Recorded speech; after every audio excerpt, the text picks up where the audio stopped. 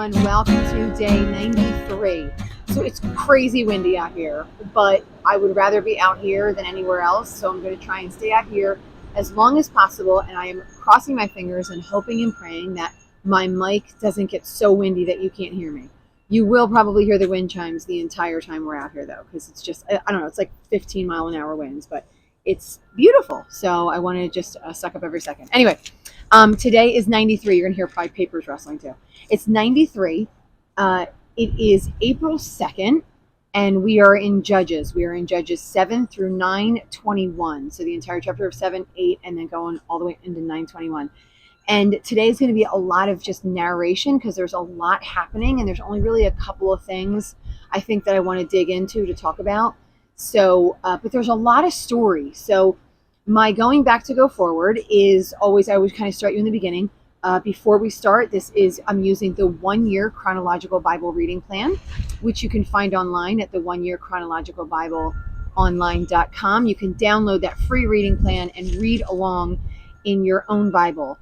And I'm not just saying you can, I really would like you to. I really want you to go and read or listen before you come and listen here. And by listen, I just mean listen to not somebody else speaking about it, but listen to the reading, the actual reading first.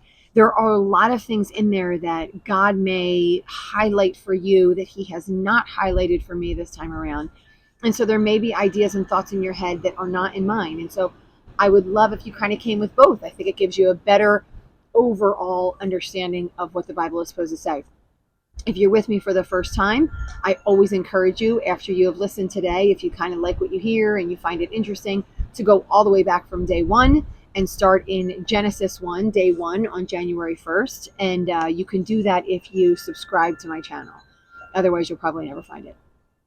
So we are in the book of Judges, which is kind of exactly like what it says. I don't know if I ever really talked about what Judges means. We don't know who the author is. And so it could be multiple authors, right? It might be a historian who writes not long after the fact, maybe 20, 30, 50, 40 years, whatever, 100 years after the fact. And they're writing these historical documents based on some things that are written down. Every judge might have their own chronological understanding. So when we go in the book of Esther, we're going to see that the king writes chronicles or has people writing chronicles. And so that might be happening all through time, right? So each ruler, leader, the area, the high priest, whoever it might be somebody who chronicles the events that happen at that time. So everybody's aware of what's happening historically at that time. So we're not 100% sure who the author is. But what we know is they're giving historical information based on the things that happened during this time of Israel.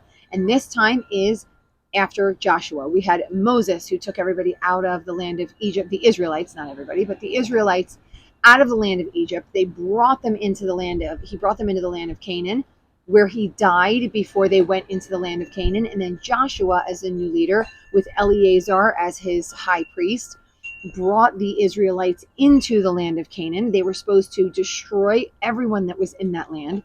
They did not do that. So God promised them that he would give them all of the land if they did that.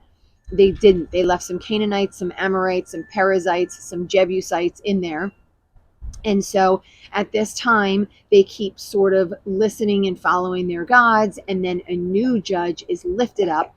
And this person judges not necessarily the people in the area, but they judge the land. And so the people cry out, beg God to bring someone up that's essentially going to lead, going to rule, and going to kill everyone that stands against them. And that is what the judge does. So the judge comes up, and they generally take care of those who aren't Israelites.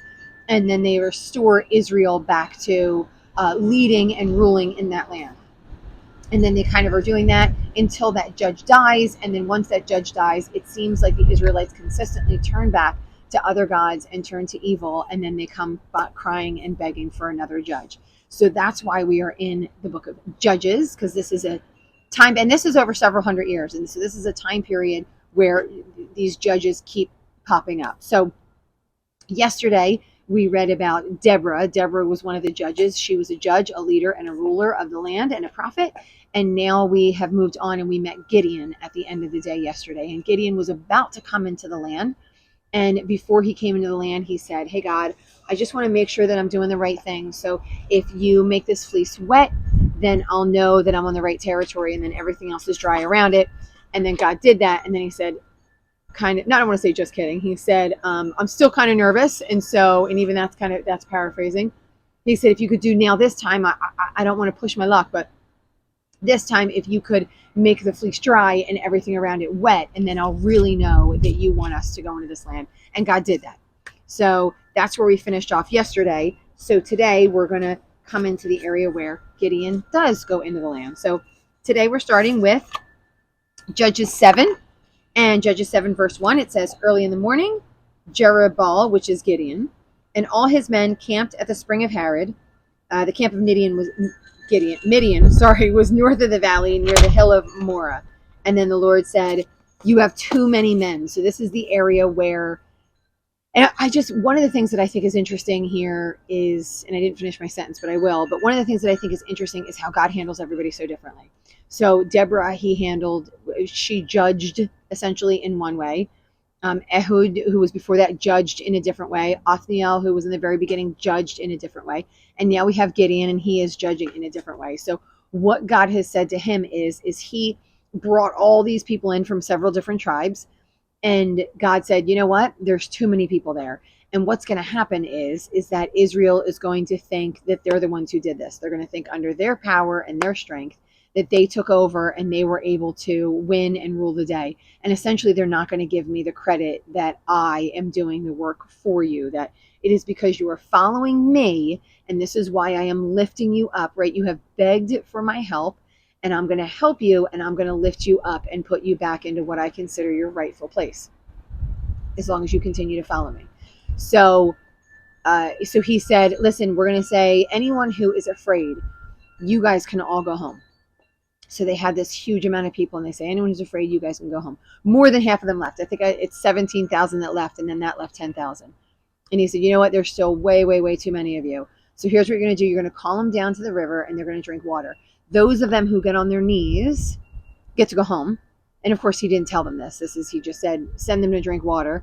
And then once they did, he split them, and he said, anyone who kind of scooped up the water and lapped at it like a dog, which is probably interesting in and of its own thing. We could probably tear that apart. But anyone who scooped and lapped it like a dog, they're the ones that are going to go against the Midianites, and everybody else is going to go home. And so that left them with only 300 people.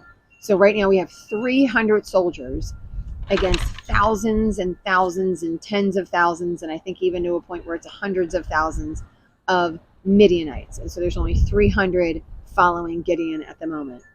And so God has this plan for them to go in. And so this is where I say that he handles them so differently. So God said to Gideon, I want you to go in and attack, right? So now you're down to your 300, and now everyone's going to know that it's the Lord that brings them in. But I want you to go in and attack.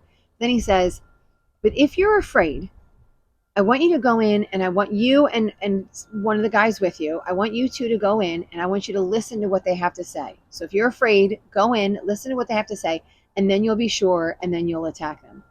So I love that God, so this is God who we remember, if you were with me from the very beginning, this is the God that created the universe, that hand created us, that created all the animals, that made the waves, that made the moon, that made the sun, right? This is that God that's put all the universe exactly where it's supposed to be.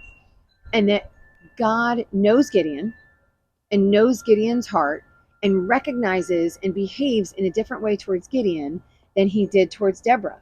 So Deborah was already a prophet and a leader and a married woman. It says that he's already a married man as well, but what he knows is he was the least of those in his household, right? Deborah was not that. She was somebody that was pretty important in the land of Israel. And so God treated her and spoke with her and handled her one way. He said, do this, and she did it, right? She not only did she do it, but she was, I want to say, in some ways confident about it, right? Because when that guy Barak came to her, she said, you go take this, and you go up, and then you lead them. I'll lead them to you. He said, I'm not going to do it unless you come with me. And then she said, okay, here's the deal. If I come with you, honor is going to go to a woman, right? So she handled it in a very different way, and God handled her in a very different way than he's handling Gideon. He's saying to Gideon, because Gideon's questioned him a couple times, right? Like, if you say you're with us, Lord, then why are we falling apart? Why are we doing so badly? Why are people taking us over? And so he answered him then, and he was kind to him.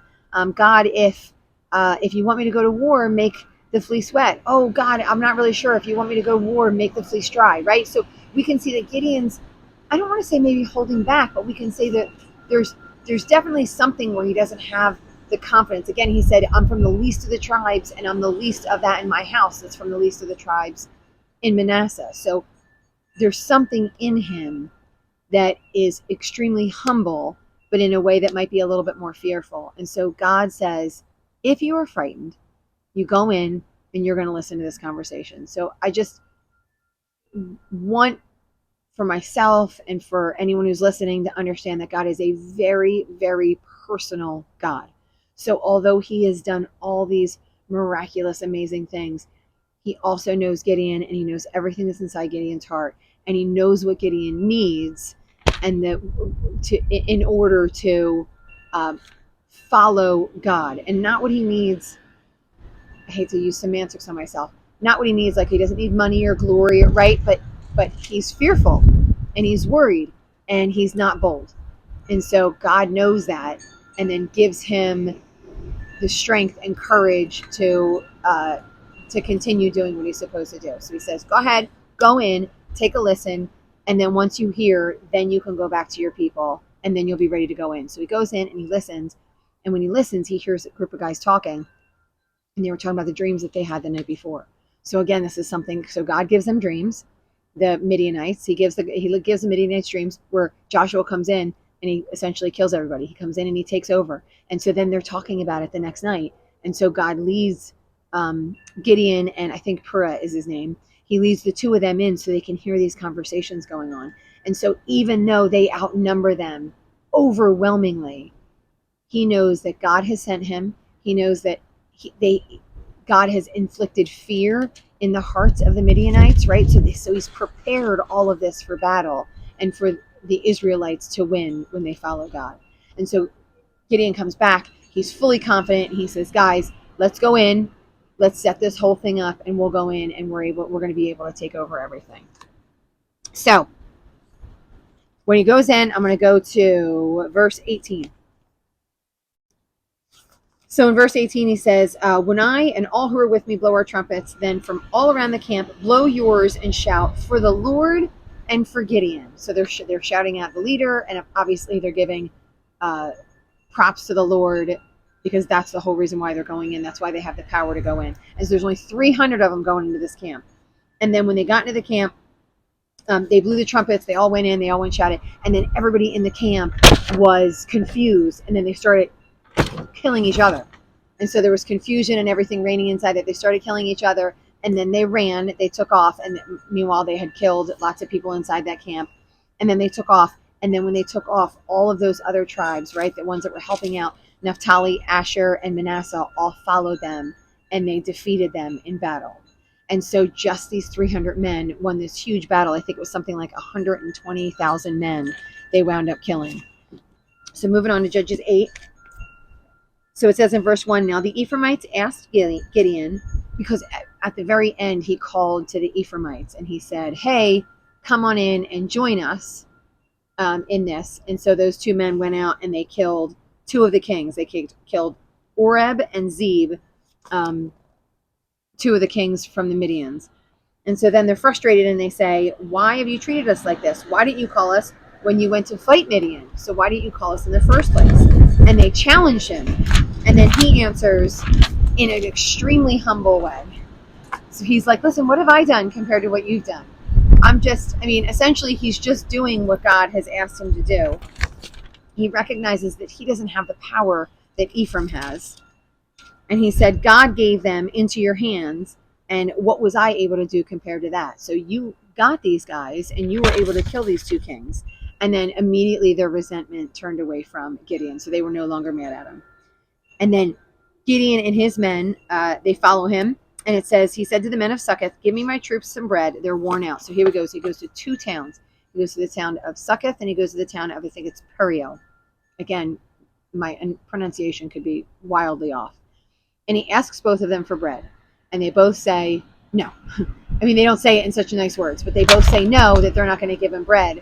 And then he says, listen, when I take care of all this, I'm coming back for you. You know, these are, so he crosses, he's following them from East Israel, which is where the tribe settled. That's the land that God gave to them, over into over on the western side of the Jordan, which is where the half tribe of Manasseh is, and I think it's Gad and Reuben. So those three tribes are over there. So he goes and crosses over into there, and so he follows them into there, and so he asks these tribes to come and follow him in there as well. And so they follow them into what I would call West Israel, which is not really Israel, but across the Jordan. And so when they go over there, they find those two kings, because those two kings took off and they had killed everybody else. And they find those two kings and they capture them. And once they capture them, they go back to Succoth and they go back to Periel. And these are the places who were like, you know, you can't get those kings, you can't kill those people. And they go back to them and they punish them. They ask some kid in the area where all the elders are, and they call the elders out and they punish everybody, saying, you know, you said we couldn't get them, here they are.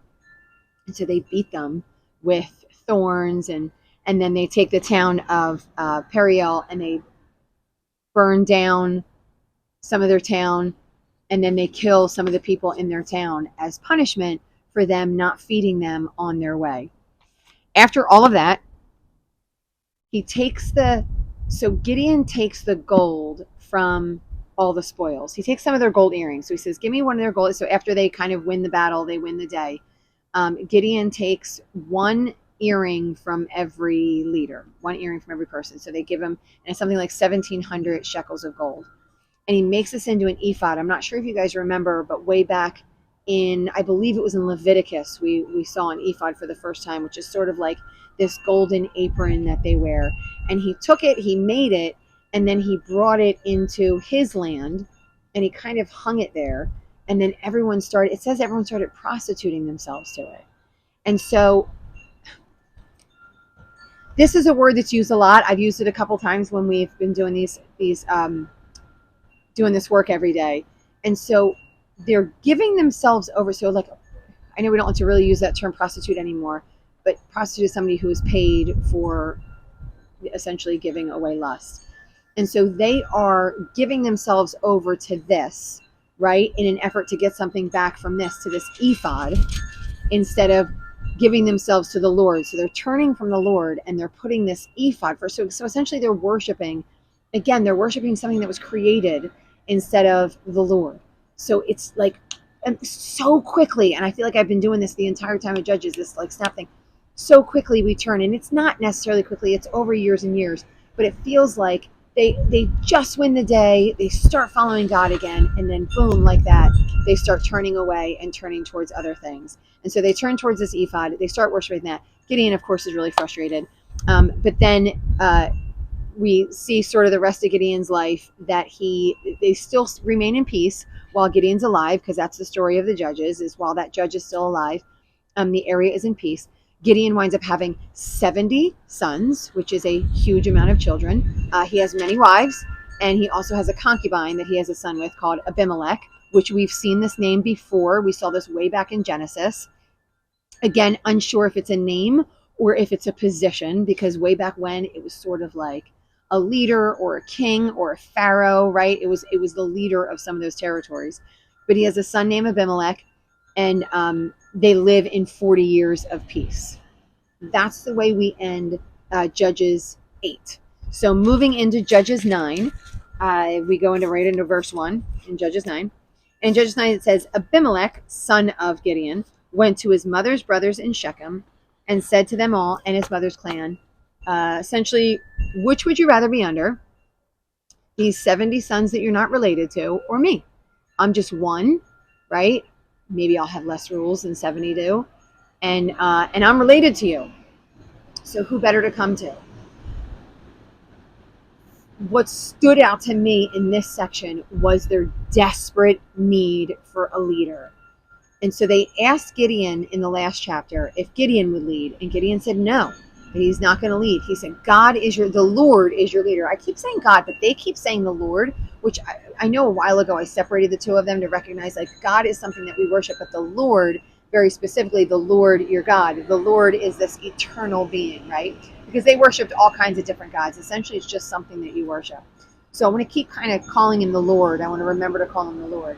So he said, no, the Lord is your king. I am not going to be your king.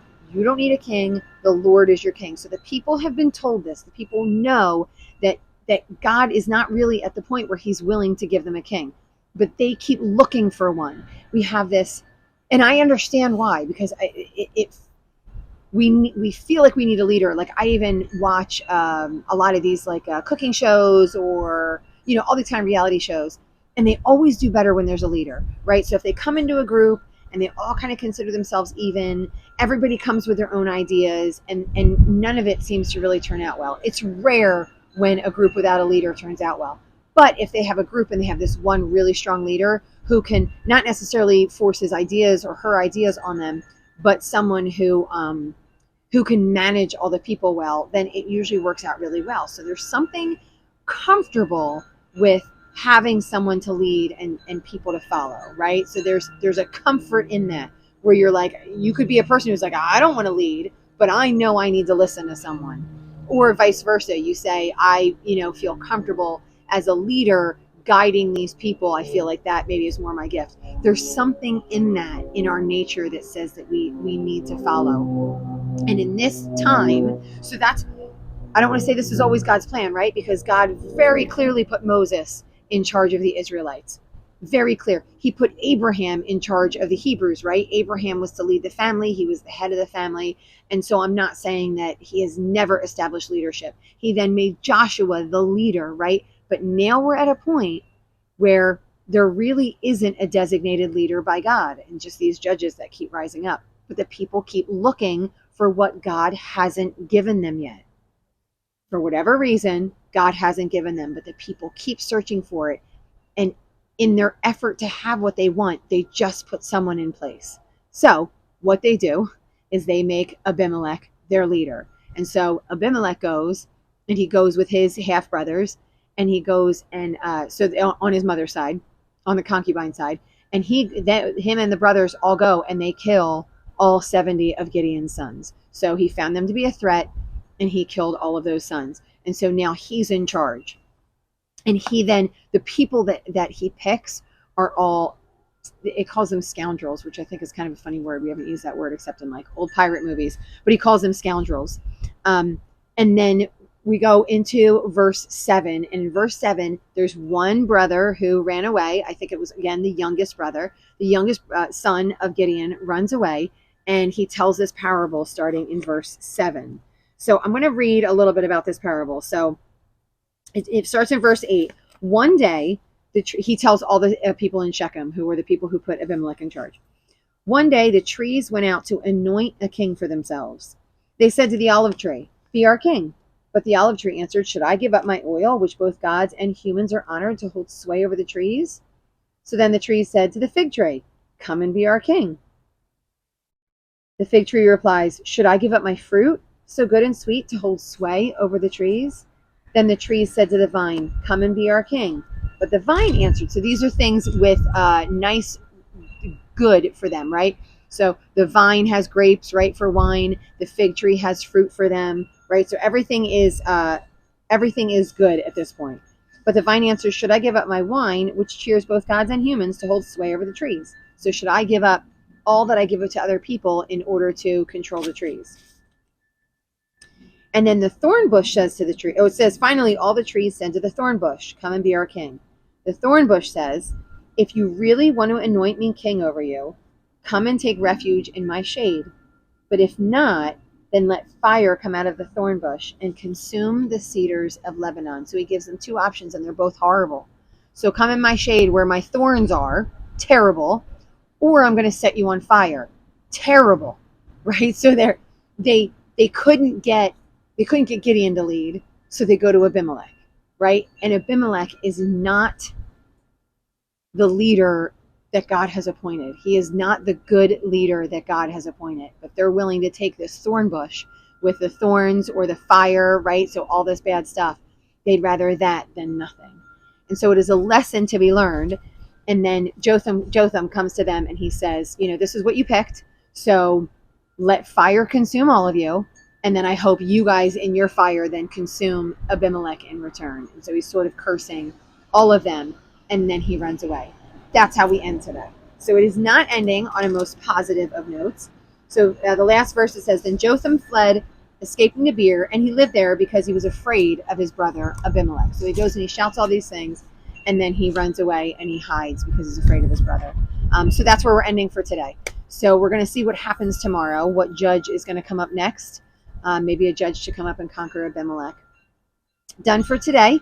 I hope you are still reading, and I hope you're still hanging out with me. If you like this episode, I want you to hit the like button. I want you to share it and subscribe to the channel. And that way it will keep coming back to you every day since I record every day. And I want you most of all to keep reading. I'll see you guys next time.